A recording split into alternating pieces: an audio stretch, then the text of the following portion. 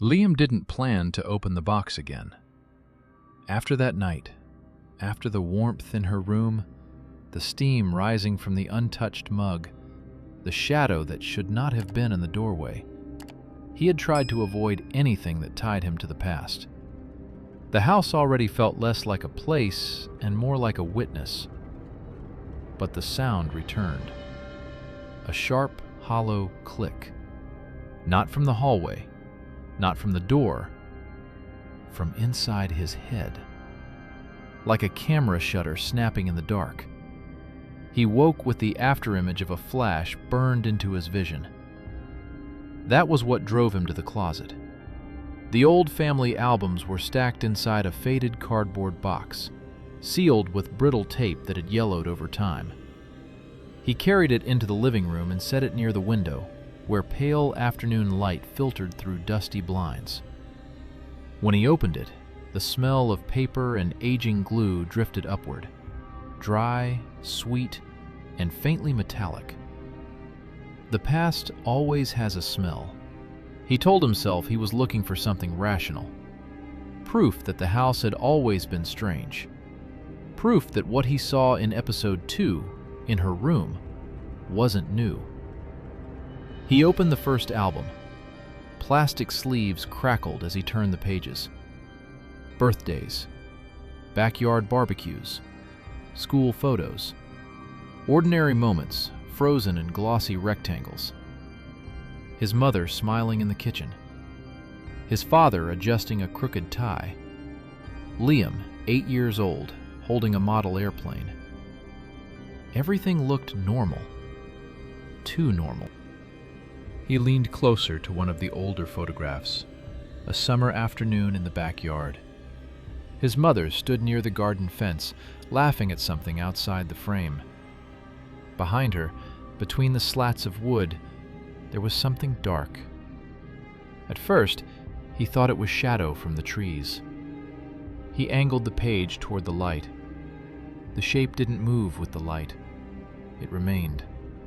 Tall, narrow, almost human, but not quite.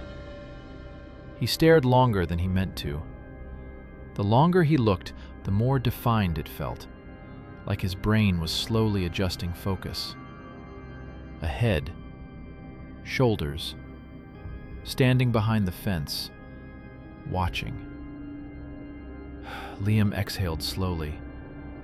"It's just damage," he muttered. Old film does strange things. Light leaks, chemical stains, double exposures. He flipped backward to earlier photos from the same day. Nothing behind the fence. He flipped forward. The shape was there again, closer to the center, not in front of the fence, behind it, as if it had been standing on the other side of the yard the entire time. His fingers tightened around the page. He checked the date in the corner, July 17th. He turned to July 4th. No figure. Back to July 17th. There. A thin, vertical darkness where no darkness should be. He closed the album, sat back, waited for the feeling to pass. It didn't. Instead, it sharpened. The click echoed again in his mind. He opened a second album. Different year, different house, different city. Christmas morning. He and his mother sitting by the tree. There, in the hallway behind them, something stood in the shadow between rooms. He swallowed. It was positioned exactly where the doorway met darkness. Too symmetrical. Too deliberate. He flipped to the previous page. Same hallway. Empty. He flipped forward. Still there. And this time, closer. Not in the doorway, inside the room. A cold sensation crawled up his spine. He stood, pacing once across the living room, then returned to the albums as if drawn back by gravity. He needed consistency. He needed logic. He grabbed his phone, opened the camera. took a photo of the Christmas picture lying on the floor. The shutter sound was too loud. He almost dropped the phone. He looked at the screen. For a moment, it looked identical to the original photo. Then he zoomed in. The hallway. The shadow. It was clearer. The shape no longer blurred into the dark. It separated from it, as if the camera had helped it step forward. His pulse began to pound. He compared the phone image to the physical photograph. In the printed version, the figure remained indistinct. In the digital image, it had edges, defined shoulders, a tilt to where a head should be, and it was no longer at the threshold.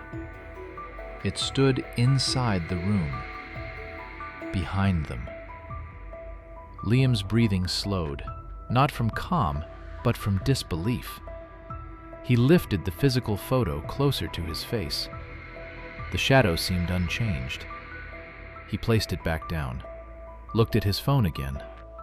Closer. There was no way that could happen, unless... He took another photo. Same angle, same lighting, another click, another flash of white across his vision. He opened the new image. The figure had shifted. Not dramatically, but enough. Its outline overlapped slightly with the back of his mother's shoulder. Not touching, almost touching. His hands began to tremble. He placed the phone down slowly. The room felt smaller, quieter, as if something was listening. He flipped frantically through more albums. School recital, family picnic, random afternoon snapshot in the driveway. There. Once he saw it, he couldn't unsee it. Sometimes behind a window, sometimes reflected faintly in glass, sometimes half obscured by motion blur, but always present, and always positioned just far enough to blend in. Until now. Until he started looking. He reached the final album at the bottom of the box, the most recent. The last week before his mother died. His hands hesitated before opening it. He told himself, the mind fills in patterns, that fear sharpens imagination. He turned the page. It was a photo he remembered clearly. They were standing in the kitchen. She was smiling, holding a mug, the same mug he had found in her room days ago. Steam visible, warm, alive. He leaned closer. Behind them, in the dim reflection of the kitchen window, the figure stood directly behind Liam, so close that its outline overlapped his shadow. It was no longer distant, no longer vague.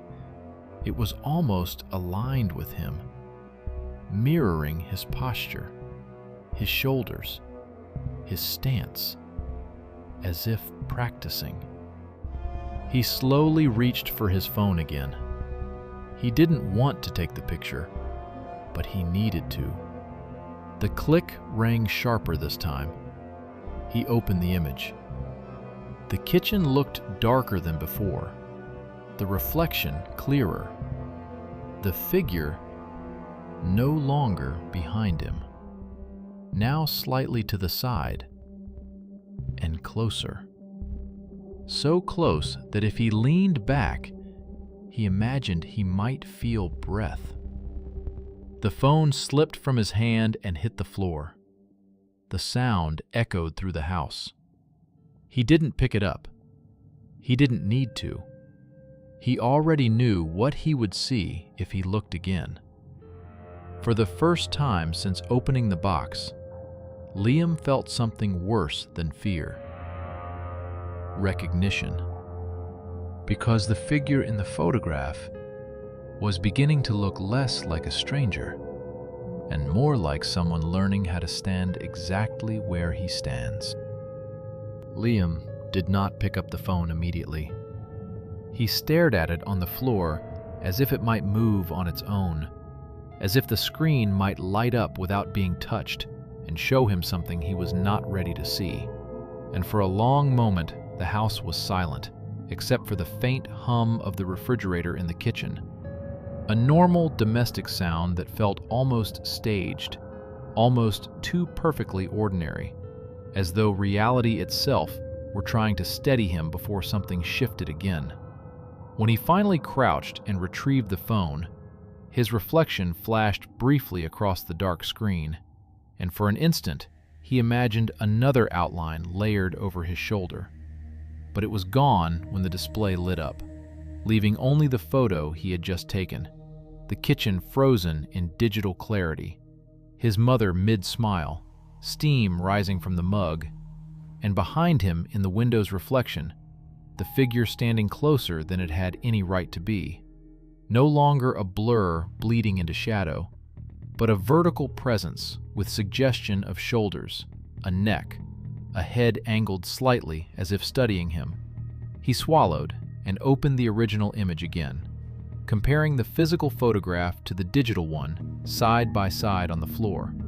And the difference was subtle but undeniable, because in the printed version, the shape still dissolved into the grain of the image, while in the new photo, it separated from it, defined not by light, but by absence of it, as if darkness had chosen a boundary and decided to remain inside it.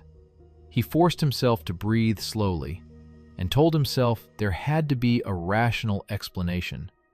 Compression artifacts, automatic contrast adjustment, the phone's software-enhancing edges where none existed.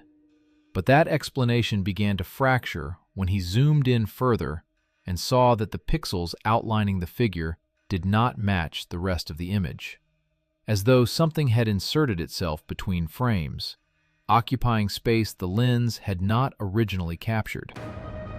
His thumb hovered over the edit options, and after a moment's hesitation, he adjusted the brightness, pulling it upward until the kitchen washed out in pale gray, and instead of fading, the figure sharpened, its silhouette becoming more distinct against the overexposed background, like a negative image developing in reverse. A pulse of cold traveled through his arms, and without fully deciding to do so, he tapped the erase tool and dragged his finger across the area where the shape stood, watching the software smooth the darkness into the lighter tones of the window. And for a fraction of a second, it seemed to work, the figure dissolving into harmless glare. But when he saved the image and reopened it, the darkness had returned, not only restored, but closer to his outline, overlapping the edge of his shoulder in a way it had not before. The air in the room felt heavier, as though something had leaned in to watch him attempt the deletion, and he became suddenly aware of the quiet again, the absence of ambient house noises, the way even the hum of the refrigerator had ceased, leaving only the faint rush of his own blood in his ears. He stood slowly and turned in a slow circle, scanning the living room, the doorway to the hall, the narrow strip of kitchen visible beyond, and everything appeared still. But the stillness felt measured, deliberate, like a held breath. He returned to the albums and began flipping through them more quickly now, no longer savoring the ordinary memories, but hunting for consistency, for proof that the progression he thought he saw was not real. And in photo after photo, the pattern revealed itself with quiet persistence. The earliest images empty of anything unusual, then faint vertical distortions appearing in backgrounds months later, then clearer shapes in doorways and reflective surfaces, always behind him, never in front, never obstructing his view, as if the thing preferred angles where it could watch without being watched.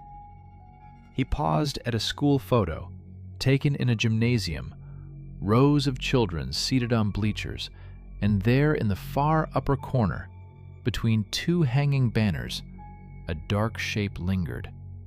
Too tall to be a student, too narrow to be a teacher. And when he lifted the physical print toward the window to inspect it, the shadow seemed faint and uncertain. But when he photographed it again with his phone and zoomed in, the figure had descended from the bleachers and now stood on the gym floor behind the children. Its head aligned with his younger self's, slightly tilted in mimicry. The sensation that followed was not panic, but something slower and more destabilizing.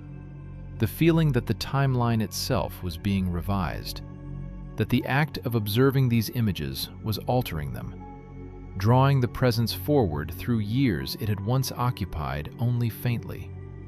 He opened the gallery on his phone and scrolled to older digital photos he had taken recently inside the house, casual snapshots of rooms to document their condition before deciding what to do with the property.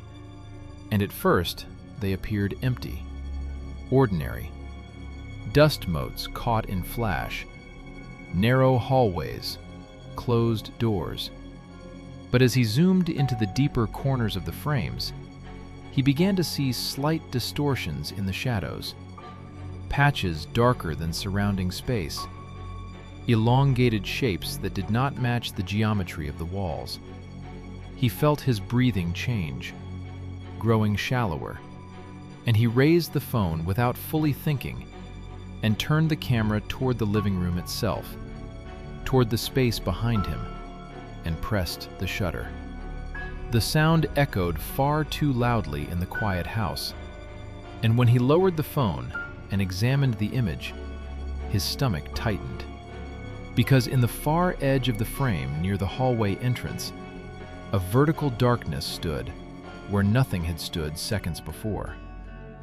He spun around immediately, heart hammering, and the hallway was empty, light from the window reaching only partway down its length, leaving the rest in soft gray shadow, undisturbed. He looked back at the phone, and the shape in the image had shifted slightly closer to the foreground than he remembered, as though the delay between capture and review had allowed it to advance. A tremor passed through his hands, and he set the phone on the table and stepped backward slowly, testing the air behind him, half expecting resistance, contact, breath against his neck. But there was nothing except the normal temperature of the room and the faint smell of dust and old paper. He picked up the phone again and took another photo, this time holding it at arm's length so the camera faced both him and the hallway. And the moment the shutter clicked, he felt a sensation along his spine, subtle but undeniable, like warmth brushing through fabric. And when he checked the screen, his throat constricted because the figure no longer lingered at the hallway entrance, but stood directly behind him, its outline overlapping the back of his shirt, not touching, not quite, but positioned with deliberate proximity. He turned once more and found nothing, yet the absence felt thinner now, as if the barrier between image and reality had weakened. He understood then, with a clarity that frightened him more than any sudden movement could have, that the photographs were not simply revealing something that had always been there. They were allowing it to refine itself, to gain definition each time it was captured, and the act of documenting was accelerating whatever process had begun long before he returned to the house. The thought settled heavily in his chest. Every picture he took was not evidence, but invitation. And as he stood in the living room surrounded by open albums and scattered photographs, he realized with growing dread that the progression visible across years of images was no longer confined to the past, because the latest photo on his screen showed the figure so close behind him that its head aligned almost perfectly with his own, as though rehearsing the shape of his silhouette, preparing to occupy it. Liam stopped taking pictures. At least, that was what he told himself. The phone lay face down on the table, as if covering it could undo what had already been seen. The albums were still open across the floor, pages bent and curling under their own weight. He felt surrounded by versions of the past that were no longer stable. Every photograph now seemed less like a memory and more like a window that could open wider. He knelt slowly and pulled one album closer. This one was older. Childhood. Birthday parties with paper hats, plastic tablecloths, a cake with uneven frosting. He found a picture of himself at 6 years old, sitting alone on the edge of the couch, holding a wrapped present. He remembered that day clearly. He remembered feeling shy. He remembered the quiet after the guests left. He did not remember anyone standing behind him. But in the photograph, in the narrow space between the couch and the hallway arch, there was a vertical distortion. Too straight to be shadow, too solid to be blur. He leaned closer. The shape was faint, almost polite, as if it had not yet decided to intrude fully. He checked the date. Nothing unusual about it. Just another ordinary afternoon frozen in gloss. He reached for his phone again despite himself. His thumb hesitated above the camera icon. He felt ridiculous. He felt afraid. He pressed it anyway. The shutter clicked. The sound no longer startled him. It felt expected. He opened the image. The distortion had darkened.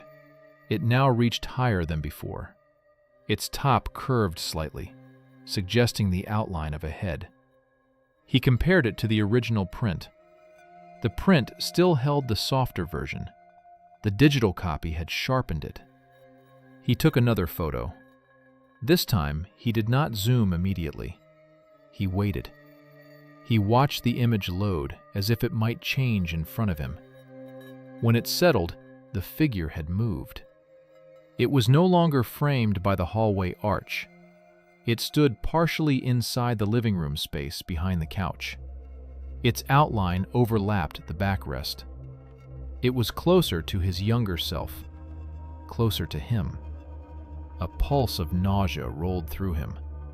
He set the album aside and grabbed another. School recital. A small stage with a blue curtain. Children lined up awkwardly. He found himself in the second row. Behind the curtain gap, barely visible in the darkness backstage, something stood. He had never noticed it before. He was certain he would have remembered.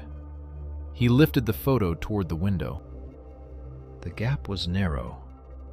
The darkness within it looked thicker than the rest. He photographed it. He zoomed in slowly. The shape inside the curtain space had definition now. 2 elongated lines where arms might fall. A head angled downward, as if observing. He felt the air shift behind him. He did not turn immediately. He did not want to reward the instinct.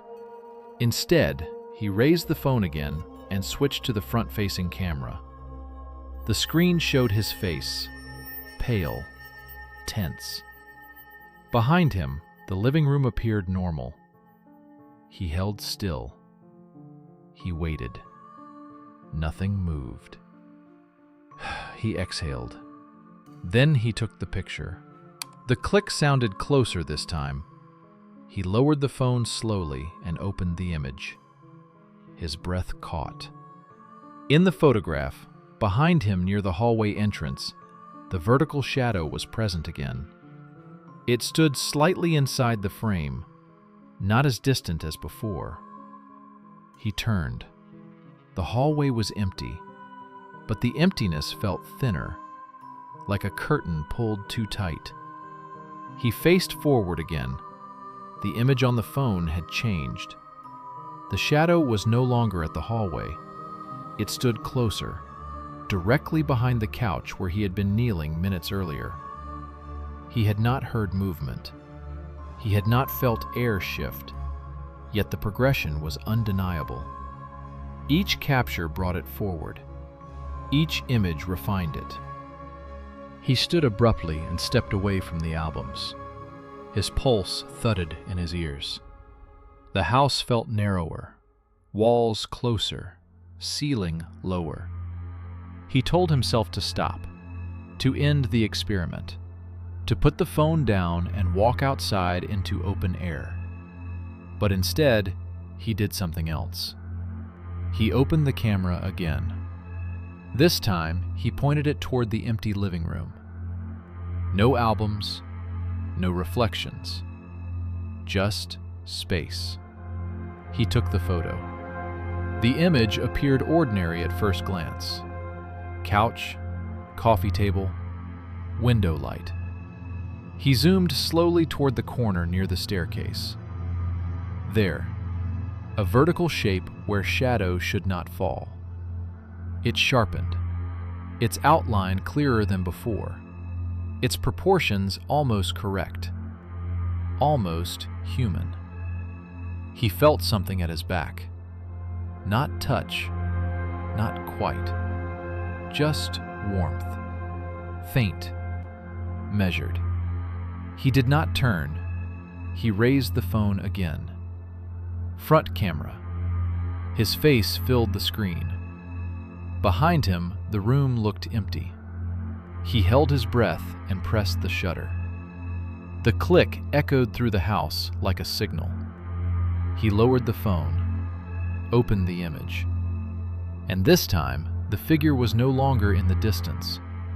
It stood directly behind him, so close that its outline merged slightly with his own. One elongated shape rising over his shoulder, a darker edge against his shirt. And from its upper form, something extended. An arm, reaching, not touching, almost touching. He felt the warmth again, stronger now, closer to his spine. He turned sharply. The room was empty, but the warmth did not fade immediately. It lingered, as if something had just stepped back. Liam told himself he would stop looking.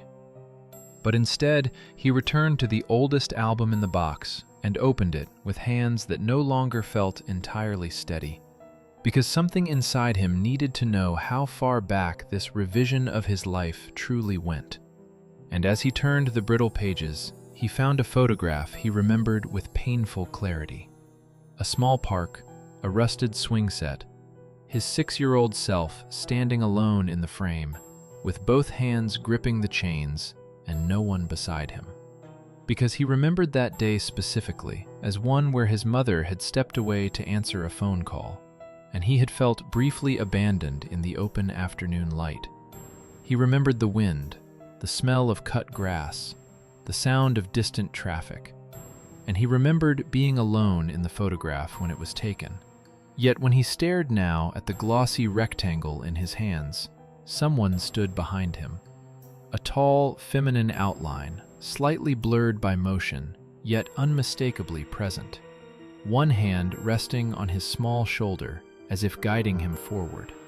His throat tightened as he searched his memory again, digging through the layers of childhood recollection for any trace of that contact. Any impression of fingers pressing gently against fabric. But there was nothing. No sensation, no awareness. Only the clear memory of emptiness behind him. He lifted the photograph closer to the light, and the hand remained, pale against his dark shirt, its placement intimate and possessive in a way that made his skin crawl. He whispered that it was impossible. That memory could not be edited by paper. Yet the evidence lay fixed in emulsion and gloss, contradicting his own mind. He reached for his phone with growing dread and photographed the image. And when the shutter clicked, he felt a faint pressure on his real shoulder. so subtle he almost convinced himself it was muscle tension. But when he opened the digital version, the figure behind his childhood self had shifted. No longer blurred, but clearer. Her face angled slightly downward toward him in a gesture that looked disturbingly protective. He zoomed in and saw details that had not existed in the printed version. Hints of cheekbone, the suggestion of hair falling forward, an expression not hostile but attentive. He felt suddenly as though the past itself were leaning toward him, as though the years between that park and this house had thinned into something permeable. He flipped to another photograph from the same era, one taken inside his old bedroom, where he stood proudly beside a bookshelf he had assembled with his father. And again, he remembered standing alone for that picture. Yet now, the faint reflection in the bedroom mirror revealed a tall silhouette positioned directly behind him, its outline matching the angle of his spine almost perfectly. He felt a tremor move through him as he realized the placement was not random, because in each altered image, the figure aligned herself in ways that mirrored him, not looming from afar, but occupying his blind spot, adjusting posture to fit his. He picked up the phone and called his aunt without fully deciding to do so. And when she answered, he asked carefully whether she remembered the day at the park, whether anyone had been standing behind him in that photograph. And there was a pause on the line before she said, almost casually, that he used to complain about the tall woman who followed him around in pictures, that he would cry and refuse to look at certain prints because he said she stood too close. Liam felt the room tilt slightly as he processed that response, because he had no memory of saying such things, no recollection of childhood fear attached to images. Yet his aunt insisted it had been a phase, that children imagine things, that he eventually stopped mentioning it. He ended the call slowly and stared at the park photograph again, at the hand resting on his small shoulder. And as he watched, he became aware of a subtle change in the printed image itself, a deepening of contrast around the figure's face, as if the longer he observed her, the more permission he granted. He did not blink. He did not move. He simply watched as the faint suggestion of features in the photograph seemed to orient themselves toward the camera. And though the image remained silent and unmoving, he felt unmistakably that the woman in the picture was no longer looking at the child in the frame, but directly at him, across time, across layers of captured light, acknowledging that he had finally noticed her. Liam did not sleep that night, because every time he closed his eyes, he saw the photographs not as paper, but as windows. And sometime after 3 in the morning, he gave in to the pull and returned to the dining table, where the albums lay open like quiet witnesses. And he began arranging the altered images in chronological order across the wood surface, from childhood to adolescence to last year. And what unsettled him most was not simply that the woman appeared in each one, but that the distance between them shrank with mathematical precision, inch by inch, year by year, as if time itself were a ruler measuring her approach.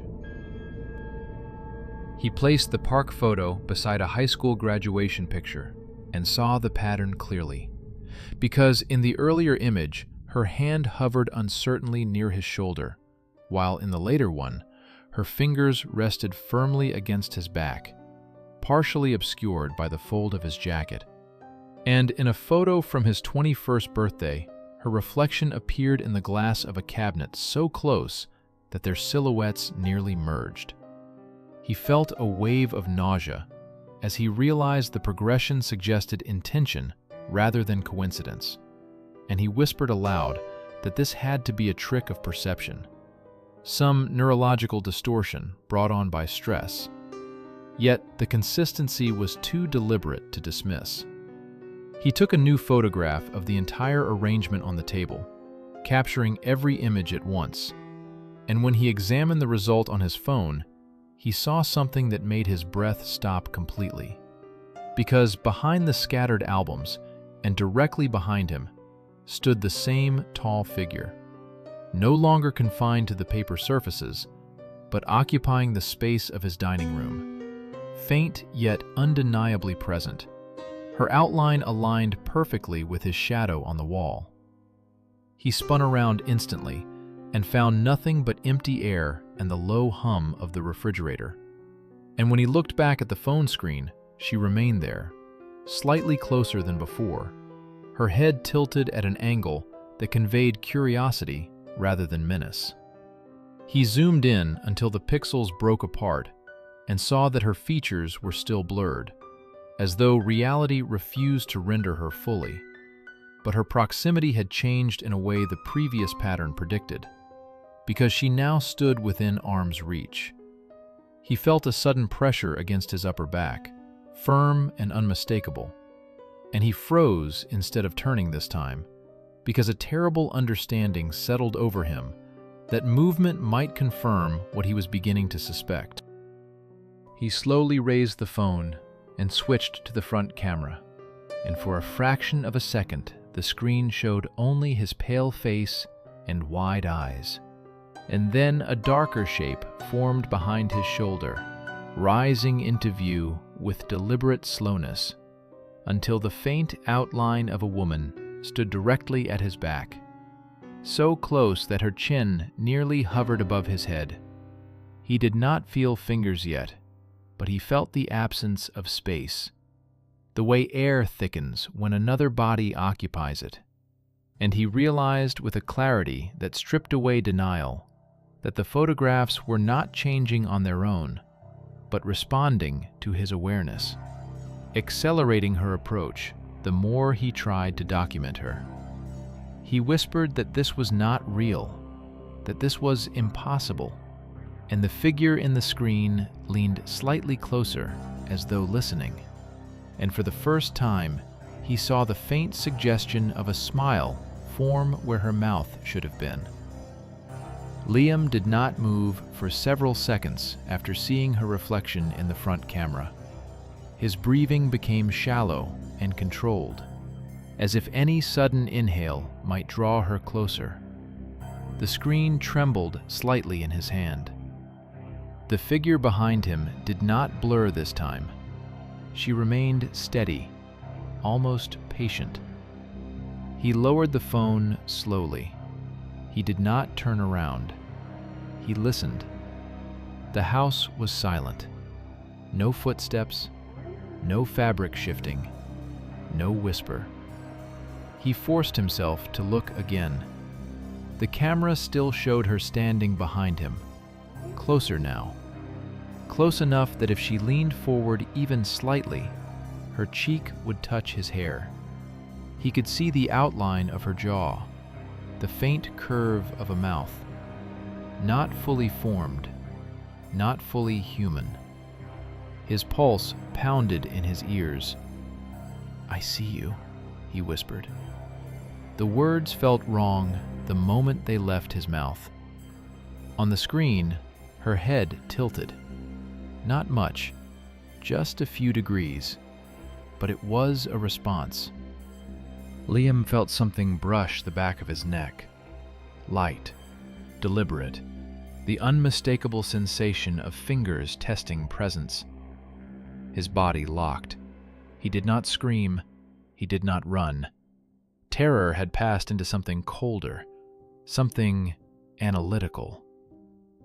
She reacts to awareness. The pattern had been consistent. Every time he documented her, she advanced. Every time he acknowledged her, she became clearer. The photographs were not the cause. They were evidence. Evidence of proximity. He lowered the phone again and placed it face down on the table. The pressure on his shoulder increased. Slowly, gradually, as if weight was being applied in careful increments. He felt her breath. It was not warm. It was not cold. It was absence, a pocket of air that did not belong. He turned. There was nothing behind him. The room stood empty, the hallway dark, the dining table scattered with albums, ordinary, still. His shoulder still hurt. He looked down at the photograph spread across the wood. Every image had changed again. In the park photo, the woman no longer stood behind his childhood self. She stood beside him, her hand wrapped fully around his small shoulder. In the graduation picture, she stood directly at his back, her chin resting lightly near his temple. In the birthday photo, she was no longer a reflection.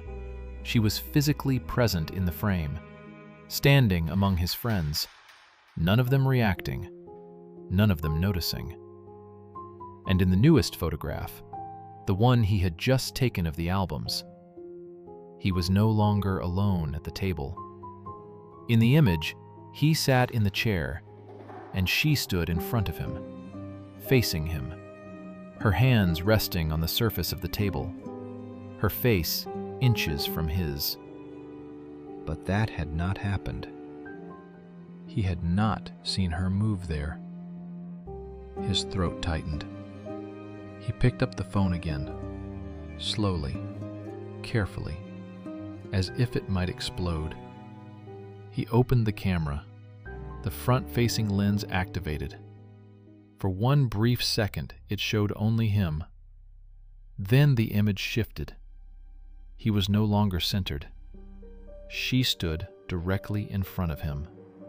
Not behind, not to the side, in front. Her face filled half the screen, still slightly undefined, as though reality refused to render her edges, but closer than ever before. He could see where her eyes should be. He could feel where they were focused. On him. He did not look away.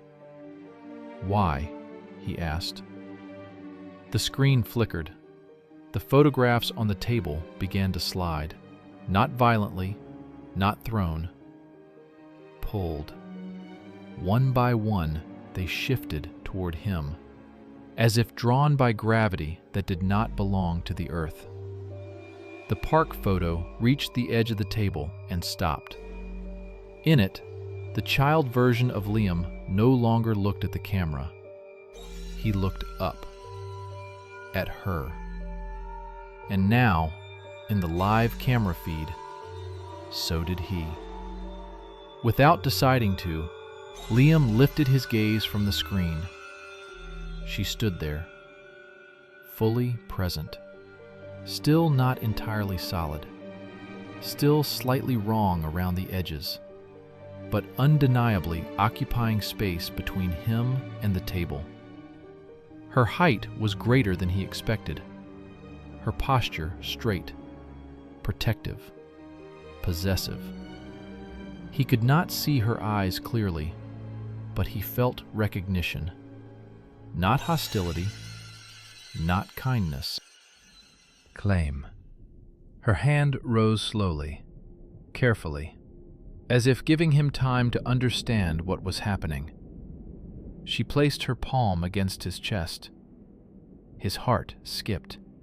The phone slipped from his hand and hit the floor. The screen cracked. The camera feed vanished. But she did not. Her touch was real. Pressure against his sternum. Weight. Contact. And then, every photograph on the table went blank. The images dissolved, faces fading, backgrounds disappearing, paper bleaching into white emptiness. except for one. At the center of the table lay a single photograph, fresh, glossy, new. Liam stood alone in the dining room. No albums, no table clutter, no scattered memories. Just him, facing the camera. And behind him, nothing, because she was no longer behind him. The sound of the refrigerator stopped. The hum of electricity died. The house became perfectly still. She leaned closer, and in the blank white spaces where photographs once held his life, a faint outline began to form again.